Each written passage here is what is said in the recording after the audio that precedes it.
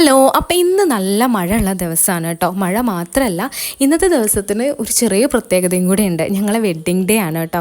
പരസ്പരം അഡ്ജസ്റ്റ് ചെയ്ത് ലൈഫ് മുന്നോട്ട് പോകാൻ തുടങ്ങിയിട്ട് 4 വർഷമായി.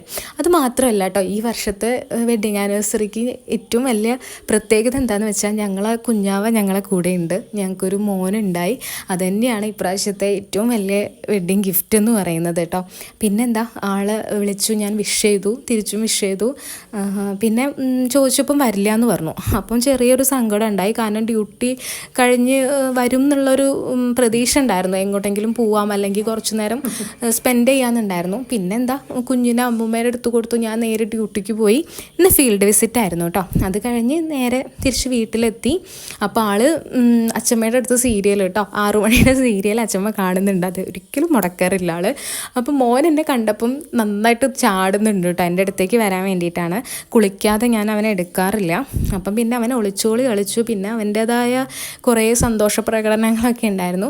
അപ്പോഴാണ് അവൻ്റെ അച്ഛൻ വിളിച്ചത്, റെഡിയായി നിൽക്കാൻ പറഞ്ഞു.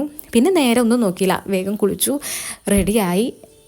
രാംനാട്ടുകര എംഡൈനിലുള്ള റെസ്റ്റോറൻറ്റിൽ ഞാൻ ഫസ്റ്റ് ടൈമാണ് അവിടെ പോകുന്നത്. നല്ല ഫുഡാണ് കേട്ടോ. പോയവരൊന്ന് കമൻറ്റ് ചെയ്യൂ കേട്ടോ എംഡൈൻ എങ്ങനെയുണ്ടെന്നുള്ളത്. അപ്പം ഞങ്ങൾ അവിടെ പോയി. ഞങ്ങളതായ കുറച്ച് നിമിഷങ്ങളായിരുന്നു അത്. നല്ല എനിക്ക് നല്ല ഇഷ്ടമായി കേട്ടോ. കാരണം ഞങ്ങൾ 2 പേരും മാത്രമായിട്ട് ഒന്ന് കുറച്ചധികം നാളായി ഇപ്പോൾ ഒന്ന് പുറത്തൊക്കെ ഇറങ്ങി കുറച്ച് സംസാരിച്ചിട്ടൊക്കെ. അപ്പം ആ ഒരു ടൈം നന്നായിട്ട് എൻജോയ് ചെയ്തു.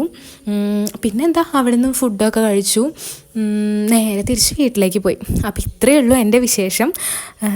എൻ്റെ ചാനൽ നിങ്ങൾക്ക് ഇഷ്ടമാവുകയാണെങ്കിൽ നിങ്ങൾ എന്തായാലും സബ്സ്ക്രൈബ് ചെയ്യുക, ലൈക്ക് ചെയ്യുക, ഷെയർ ചെയ്യുക, ഉറപ്പായിട്ടും കമൻറ്റ് ചെയ്യുക.